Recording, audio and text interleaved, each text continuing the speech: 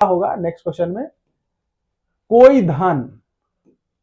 धन, ठीक है, कोई धन 10 वर्षों में, कोई धन 10 वर्षों में 5% साधारण ब्याज की दर से, कोई धन 10 वर्षों में 5% साधारण ब्याज की दर से 20,000 रुपए हो जाता है, तो बताएं वह धन क्या है। क्लियर? तो बताएं वह धन क्या है। अब फिर से प्रश्न सुनिए, कोई धन 10 वर्षों में, जहां वर्ष लग गया तो आप पहचान लीजिएगा सर इस समय दिया हुआ है, तो t बराबर 10 वर्ष कर दिए। 5% की दर से, जहां प्रतिशत लग गया इसका मतलब है दर है, 5% रेट हो गया, 20,000 रुपया होगा जहां अंतिम में आएगा इतना होगा, इतना हो गया, इसका मतलब इसमें ब्याज भी है और मूलधन भी है। इसका मतलब ये क्या है, यह अमाउंट है, और अमाउंट को हम लोग क्या बोलते हैं, अमाउंट को हम लोग मिश्रधन बोलते हैं, यानी यह मिश्रधन है। तो कह रहा है वह धन क्या होगा, धन मतलब मूलधन, यानी शुरुआती वाला अमाउंट पूछ रहा है कि मूलधन श्रीमान बताइए आप कि कितना पैसा था, शुरू वाला मूलधन कितना लगा हुआ था ये, राइट, बस यही पूछ रहा है आपसे। अब थोड़ा क्वेश्चन जटिल है। क्यों जटिल है, थोड़ा सा दिमाग लगाना होगा, क्योंकि यहां ब्याज नहीं है। मूलधन निकालने के लिए फॉर्मूला होता है ब्याज गुना 100 बटा समय गुना दर। तो आप वैसे भी बना सकते हैं, लेकिन यहां ब्याज है क्या, तो नहीं सर ब्याज नहीं है, तब फिर कैसे कीजिएगा, तब मूलधन को 100 रुपए मानकर चलना होगा। मूलधन को क्या करेंगे, 100 रुपए मानेंगे। क्लियर? और 100 रुपए पर हम लोग मिश्रधन कैलकुलेट करेंगे। एक मिश्रधन तो हमारा दिया हुआ है कि 20,000 रुपए होगा, ठीक, इसको जैसा का तैसा रहने देते हैं। और एक मिश्रधन हम लोग मान कर निकालते हैं ना, देखिएगा ऐसे निकालते हैं, मूलधन को माना मूलधन बराबर 100, ये सब लिखने की आवश्यकता नहीं है, लेकिन अभी आप लिख लीजिए, क्योंकि जब तक माइंड में पूरी तरीके से एडजस्ट नहीं होगा तब तक आप लिखिए इसको। मूलधन को 100 रुपया मान लिए, और समय वही रहने देंगे, दर वही रहने देंगे, राइट। इस पर हम लोग ब्याज निकालना चाह रहे हैं। क्लियर? और ब्याज से फिर मिश्रधन निकालेंगे। तो ब्याज बराबर क्या फॉर्मूला पढ़े हैं आप, ब्याज बराबर फॉर्मूला पढ़े हैं मूलधन गुना समय गुना दर। चलिए, मूलधन गुना समय, समय कितना दिया हुआ है 5 वर्ष, 10 वर्ष, समय आपका है 10 ईयर ना। तो मूलधन गुना समय, मूलधन गुना समय, समय 10 वर्ष है, गुना दर, दर 5%। हालांकि उल्टा पुल्टा भी लिखे तो कोई दिक्कत नहीं था, गुना में 2 गुना 3 लिखे तब, या 3 गुना 2 लिखे तब रिजल्ट वही आता है। तो 100 गुना 10 गुना 5 बटा ब्याज और मूलधन गुना समय गुना दर बटा यहाँ 100 कर दिए। अब इस 100 और 100 कैंसिल हो गया, तो 10 को 5 से गुना किए तो कितना निकल गया, 10 पचे 50 रुपया, ये रहा हमारा 50 रुपया। ये 50 क्या निकला, 50 हमारा ब्याज निकला। अब हम मिश्रधन निकालते हैं ए, तो मिश्रधन बराबर क्या होता है, मूलधन जोड़ ब्याज, ए बराबर पी प्लस आई। और मूलधन कितना है हमारा, तो सर 100 मान के बनाए मूलधन को, तो 100 रुपया में बजाय हम लोग ब्याज 50 जोड़ दिए, तो कितना आ गया 150 रुपए। क्लियर? अब देखिए कितना निकल गया, 150 रुपए, 150। और यहां तक ना आप बहुत लिखने की जरूरत नहीं था, मूलधन गुना, मूलधन 100 मानना था हमको, मूलधन गुना समय गुना दर बटा 100, एक कैंसिल हो गया, 10 पचे 50, 100 में 50 जोड़ देते 150। ये चीज तो मुझवानी ले आते, लिखेंगे अब थोड़ा सा। क्लियर? यहां तक पहले आप लोग बढ़िया से कर लीजिए, उसके बाद एक स्टेप और करना है, क्योंकि हम लोग को मूलधन निकालना है, रियल मूलधन। कब, जब मिश्रधन 20,000 है तब का मूलधन निकालना है। ये तो मूलधन मान लिए कि मूलधन 100 रुपया है, लेकिन ओरिजिनल मूलधन कितना है, जब आपको 20,000 लौटाना है, यानी आप किसी को 20,000 लौटा रहे हैं 10 साल के बाद 5% साधारण ब्याज की दर से, तो कुछ तो पैसा दिया होगा आपको ना मूलधन, तभी तो आप लौटा रहे हैं। तो वही मूलधन निकालना है। जी सर, तो कैसे निकालेंगे? तो अब एक एक नियम लगाएंगे ना। देखिए एक एक नियम में क्या होता है ना कि जिस चीज को निकालना रहता है वो हमेशा ऊपर रहेगा। जिस चीज को निकालना है, तो हम लोग को निकालना क्या है? मूलधन। तो मूलधन हमेशा ऊपर रहेगा, राइट। और एक एक नियम समझते हैं आप लोग। यानी कि मिश्रधन कितना है यहाँ पर? 150 रुपया। तो हम लोग क्या करेंगे कि जब मिश्रधन 150 रुपए है तो मूलधन 100 रुपए है। यानी कि जब 1 रुपया होगा तब, और जब 20,000 होगा तब। क्लियर? तो एक शॉर्ट में फॉर्मूला बना देते हैं। यहाँ के बाद एक फॉर्मूला आपको दिखाते हैं शॉर्ट में ना। कैसे निकालना क्या है हम लोग को? इधर इसको कर लेते हैं। निकालना है हम लोग को मूलधन। तो चलिए मूलधन बराबर लिख दिए, और फॉर्मूला आपको पता है ब्याज गुना 100। लेकिन उस फॉर्मूला से तो नहीं ना निकलेगा, क्योंकि मूलधन ही तो हमको निकालना है कि मूलधन कितना होगा यहाँ पर, राइट। एक एक नियम लगाते हैं। चूंकि देखिएगा, चूंकि जब मिश्रधन हमारा ए कितना है यहाँ? 150 रुपए है। जब मिश्रधन मेरा 150 रुपए है तो मूलधन कितना है? पी कितना है? पी बराबर 100 रुपया। मूलधन 100 माने थे। चूंकि मूलधन निकालना है इसीलिए मूलधन दाहिने तरफ रहेगा। या तो ऐसे समझिए, और नहीं तो ऐसे समझिए कि जिसको निकालना है वो ऊपर रहेगा। दोनों मेथड से बता देते हैं।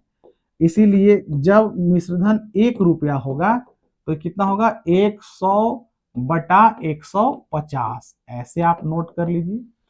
इसीलिए जब मिश्रधन यहाँ पर कितना दिया हुआ हमारे पास क्वेश्चन में? 20,000। जब मिश्रधन 20,000 होगा तब कितना होगा? 100 बटा 150 गुने 20,000 रुपए। क्लियर? बस इसी को सॉल्व करना है। यानी जब आप सीख जाते अच्छे से तो ये सब कुछ नहीं लिखना था, बस डायरेक्ट इसी वाला को लिखना है कि ब्याज हमारा 50 रुपए निकल गया था तो मिश्रधन हो जाता 150 रुपए, और जिसको निकालना है वो ऊपर रहेगा। तो निकालना क्या है? मूलधन। तो देखिए शॉर्ट में आपको एक ट्रिक यहां पर बैठा सकते हैं इसी चीज को। जिसको निकालना है मूलधन, तो मूलधन को ऊपर कर दिए बटा प्रारंभिक मिश्रधन। प्रारंभिक मतलब जो हम लोग माने हैं, या माना हुआ भी लिख सकते हैं।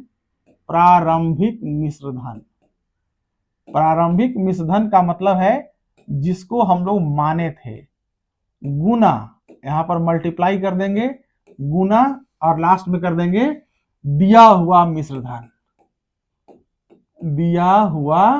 मिश्रधन। यानी जो हमारा गिवन है, जो दिया हुआ मिश्रधन है, उसका हम लोग यहाँ पर वैल्यू बैठाएंगे, उसका मान हम लोग यहाँ बैठाने वाले हैं, राइट। कहाँ चला गया? तो इसका मान हम लोग यहाँ बैठाने वाले हैं। That's okay. तो आप ऐसे नोट कीजिए या वैसे नोट कीजिए, ये आ जाएगा। तो कितना आया था हमारा? आया था, आपको डेटा याद है क्या? जी याद आ रहा है। ऊपर में था मूलधन, और मूलधन कितना था? इरेज हो गया, हट गया यहां से। चलिए क्लियर कर देता हूं। मूलधन था हमारा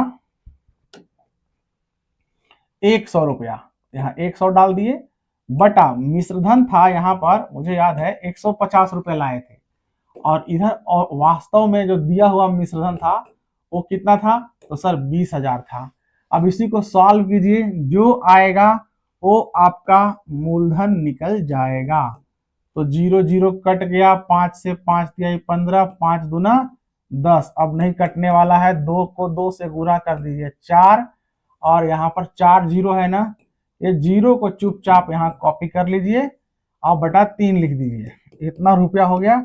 भागा लगा दीजिए, 3 एकम 3, 10 3 तिहाई 9, फिर 10 3 तिहाई 9, फिर 10 3 तिहाई 9, फिर 10 3 तिहाई 9, फिर पॉइंट 3 तिहाई 9, वही रिपीट करेगा। तो इतना रुपया हो गया।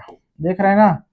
यानी कि आप जो धन दिए थे उसको 20,000 रुपया आपको लौटाया, इसका मतलब आप दिए थे 13,333 रुपया 33 पैसा।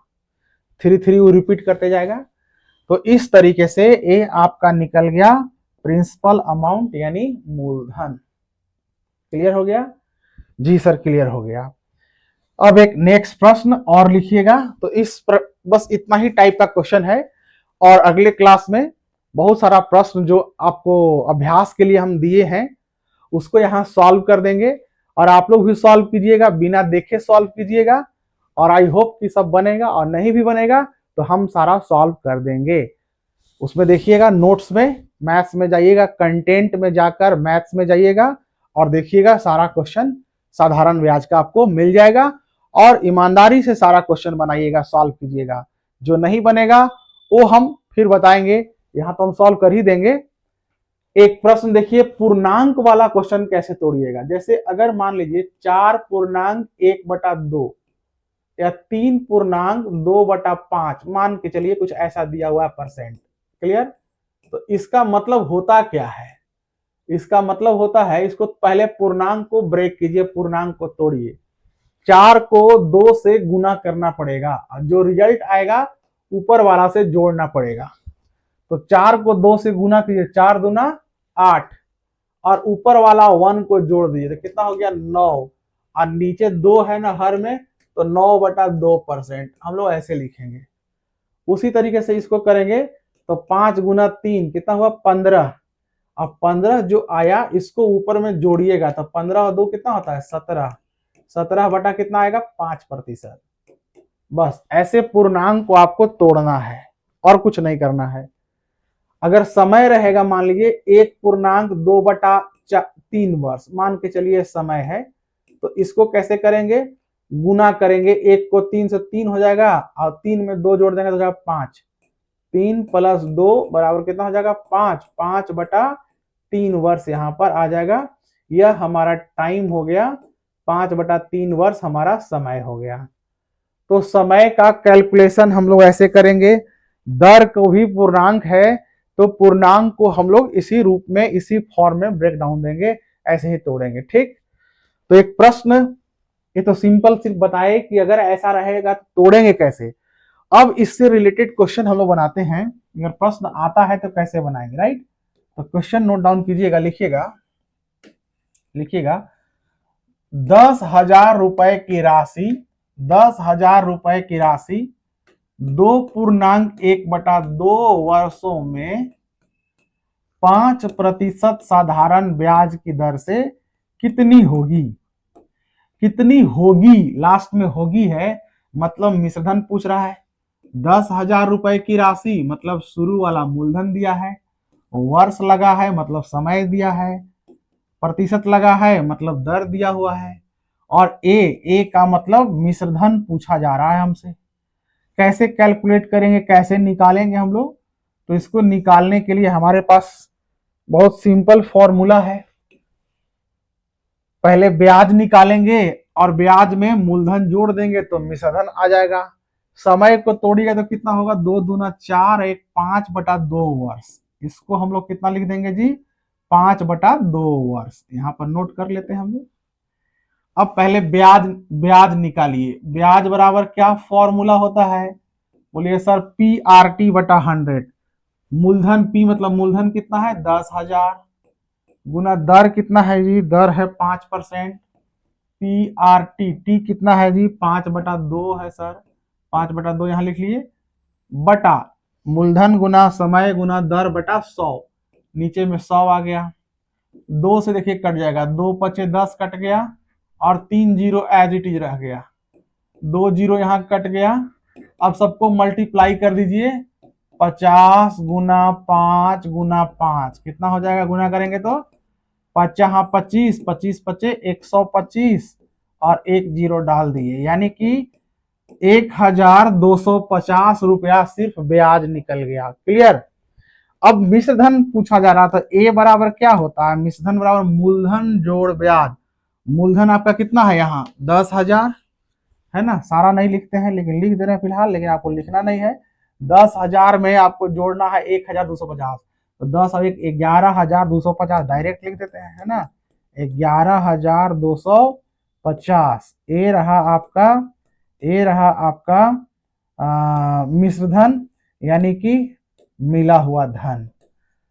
तो दैट्स ओके। साधारण ब्याज का चैप्टर हम लोग का कंप्लीट हो गया।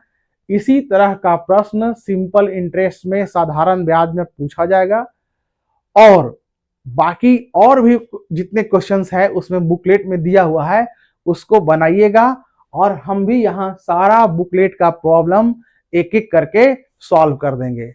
तो ठीक है, धन्यवाद।